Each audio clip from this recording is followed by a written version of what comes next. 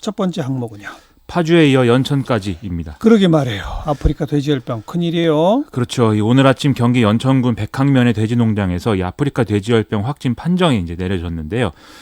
이 아프리카 돼지열병 발생은 파주에 이어서 두 번째인 것이죠. 정부가 방역에 계속 나서고 있지만 이 때문에 불안감이 좀 커지고 있습니다. 이 어떤 환경에 있는 농장이었죠? 이 농장에 돼지 한 4,700여 마리 정도를 이제 기르고 있다고 하는데요.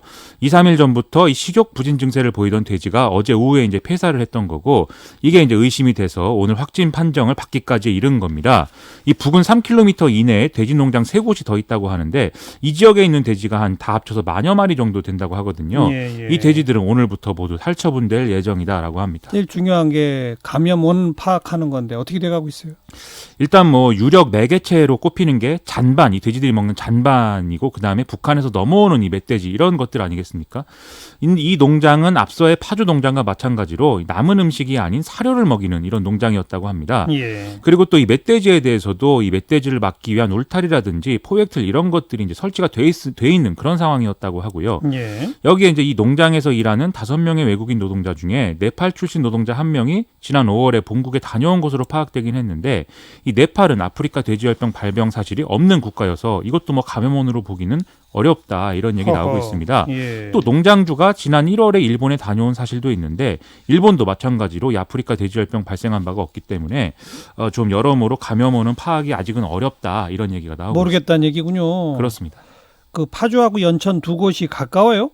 일단 이 파주, 연천 이 두 곳 돼지 농장들 모두 비무장지대와 한강 및 임진강으로부터 멀지 않은 곳이라는 공통점을 갖고 있는데, 직선거리로 한 30km 정도 떨어져 있는 이런 위치라고 하거든요. 그래서 그동안은 축산 관련 차량 이동이나 이 농장주나 직원들끼리의 접촉, 이런 것들은 일단은 없었던 것으로 파악되고 있다고 지금 보도가 나오고 있는데요. 예. 다만 두 농장이 같은 업체의 사료를 돼지에게 먹였던 것으로 알려지고 있어서 혹시 이 점에 대해서는 좀 조사가 필요하다, 이런 내용도 보도가 되고 있습니다. 일단 방역당국은 해당 사료를 공급한 차량을 포함해서 문제가 된 농장을 드나든 차량들을 전수 추적 조사해서 관련이 있는지 역학조사를 진행하겠다는 입장인데요. 이 역학조사의 특성상 결과가 나오기까지는 시간이 좀 꽤 걸릴 것 같습니다. 네, 정부가 조금 더 강력한 대책을 내놓아야 하지 않을까요? 정부는 파주와 연천을 포함해서 포천, 동두천, 김포와 강원도, 철원 등의 6개 시군을 지금 중점 관리 지역으로 지정한 상태인데요. 이 지역 양돈 농가의 돼지 반출 금지 기간을 현재 1주에서 3주로 늘리기로 한 상황입니다. 또 소독 차량을 모두 동원해서 집중 배치하고 생석회 공급량도 4배까지 늘리기로 했고, 살처분 반경도 더 늘리기로 한 그런 상황인데요. 일부 전문가들이 더 적극적인 살처분이 필요하다, 또 과감하게 해야 된다, 이런 주장을 내놓고 있는 그런 상황입니다. 하지만 아프리카 돼지열병 바이러스의 경우에는 이 동물 사체 내에서도 18개월가량 살아남을 수 있어서 이 살처분 이후에도 재발 우려가 있어서 좀 다양한 이런 방법들이 필요한 상황 아닌가, 이런 지적도 나오고 있습니다. 돼지고기 가격도 걱정이잖아요. 그렇습니다. 지금 어떻게 돼가고 있어요? 일단 정부가 전국 돼지 농장 등을 대상으로 48시간 일시 이동 중지 명령을 내린 상황이기 때문에 전국 돼지 도매시장 12곳 가운데 10곳이 오늘 휴장을 했습니다. 이에 따라서 일부 소매상에서는 물량 부족 현상이 심화될 가능성이 커진 상황인데요. 다만 이제 대형마트와 같은 좀 대규모 업체의 경우에는 지금 1, 2주 정도의 재고 물량은 확보하고 있는 그런 상황이라고 하거든요. 그래서 이런 것 때문에 이 가격 변동에 미치는 영향은 좀 상쇄할 수가 있을 것이다라는 전망 나오고 있습니다. 한국농수산식품유통공사에 따르면 지난 16일 100g에 2,013원이던 국산 냉장 삼겹살 평균 소매가가 어제는 2,029원으로 오늘은 2,044원으로 소폭 상승했다라고 이제 하고 있는데요. 예. 일부 중간 도매상들이 시세 차익을 노리고 매점 매석에 나선 영향 등이 반영이 되고 있긴 하지만 정부는 일단 일시적인 현상이다라고 얘기를 하고 있습니다.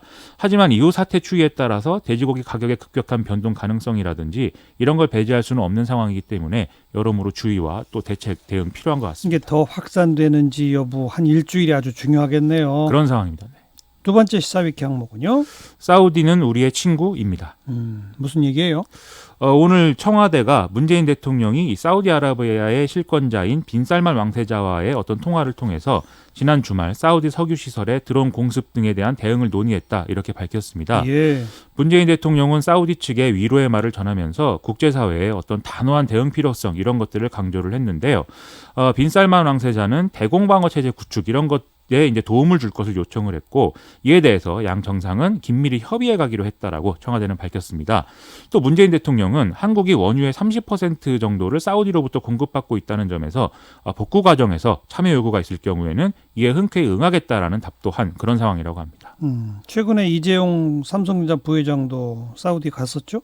그렇습니다. 이 사우디아라비아의 수도 리야드에 삼성물산이 건설 중인 지하철 공사 현장이 있는데요. 이재용 삼성전자 부회장은 추석 연휴 셋째 날인 14일에 출국을 해서 현지 시간 15일 이 현장을 찾아 임직원을 격려했습니다. 이게 이제 드론 공격이 일어난 시기와 겹치는 것이죠.